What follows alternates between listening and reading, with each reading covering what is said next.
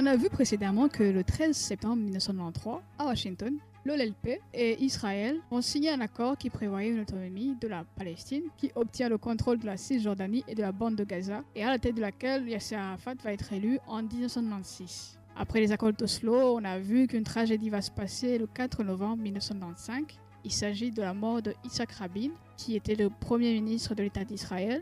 De son vivant, il était favorable à trouver un compromis pour mettre fin à un conflit qui avait tant duré. C'était un des principaux artisans des accords d'Oslo. Après sa disparition, toute la lueur d'espoir va s'envoler avec cet homme. Tous ses successeurs ne voyaient pas les choses comme Yitzhak Rabin. Certains comme Ariel Sharon vont déclarer ouvertement que les accords d'Oslo étaient la plus grande catastrophe jamais arrivée en Israël.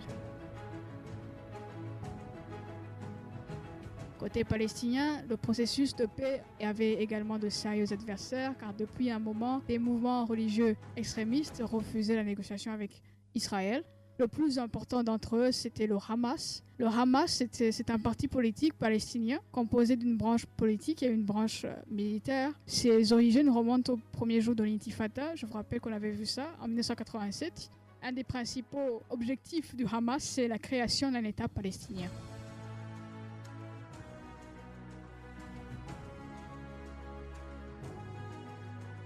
Le 28 septembre 2000, Ariel Sharon, qui était chef du Likoud, un parti politique israélien, il va se rendre sur ce qu'on appelle l'esplanade des mosquées à Jérusalem-Est. Cette visite fut considérée comme provocatrice par les Palestiniens et le lendemain va débuter de violentes émeutes en Israël et dans les territoires palestiniens. C'était le début de la seconde intifada. Elle va durer jusqu'en 2005. Les combats ont fait beaucoup de morts. Des kamikazes qui se réclamaient du Hamas vont se faire exploser dans les rues de Tel Aviv et de Jérusalem. Israël, quant à lui, répondait aux attentats par la violence. Des quartiers entiers furent bombardés dans les territoires palestiniens.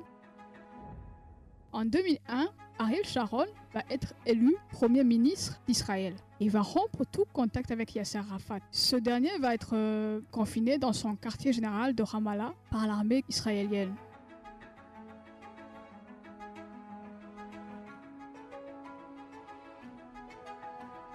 Le 12 septembre 2005, après 38 années d'occupation, l'armée israélienne se retira de la bande de Gaza, mais l'espace aérien, maritime et la quasi-totalité des frontières sont restés surveillés par Israël.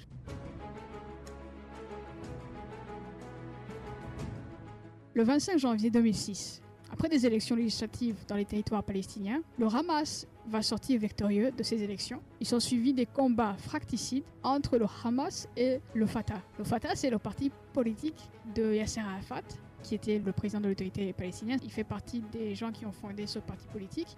Et il n'est pas radical comme le Hamas. Après des mois de lutte intestine entre le Fatah et le Hamas va finalement prendre le contrôle de Gaza en 2007. Il va contrôler la bande de Gaza depuis 2007 et le Fatah va diriger l'autorité palestinienne en Cisjordanie.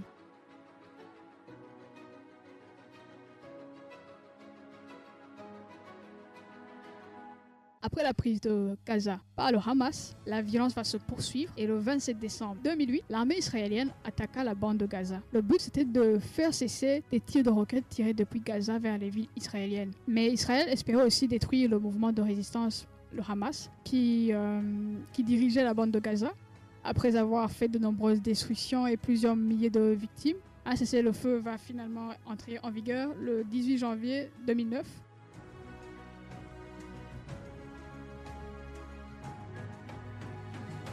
Le 31 octobre 2011, la Palestine devint le 195e membre de l'UNESCO, une admission qui montra une avancée vers sa reconnaissance en tant qu'État. Et le 29 novembre 2012, l'État de Palestine a obtenu un statut d'État observateur à l'ONU. Le 14 novembre 2012, l'armée israélienne va lancer une opération militaire contre les groupes armés à Gaza. Cette opération a été baptisée Pilier de défense. Elle va durer 8 jours et l'organisation islamiste ripostait aux frappes israéliennes en tirant des roquettes sur Jérusalem pour la première fois.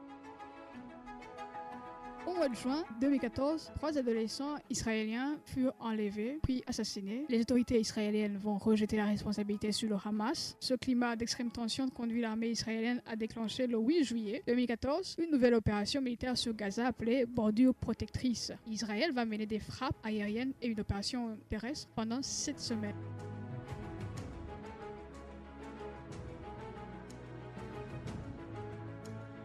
En mai 2021, des fidèles palestiniens affrontaient la police israélienne dans l'enceinte de la mosquée Al-Aqsa à Jérusalem. Et après des semaines de tension et après avoir exigé que les forces israéliennes se retirent de l'enceinte, donc la mosquée d'Al-Aqsa, le Hamas va lancer un déluge de roquettes sur Israël. Israël va répondre par des frappes aériennes sur Gaza.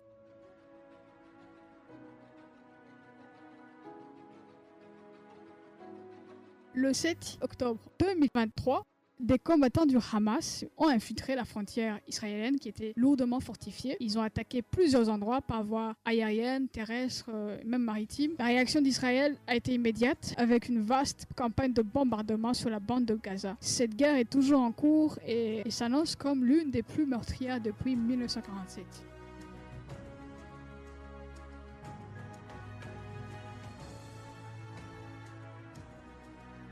Lorsqu'on analyse l'évolution du conflit israélo-palestinien durant le XXIe siècle, la guerre entre Israël et le Hamas est devenue le plus grand conflit israélo-palestinien de ces 50 dernières années.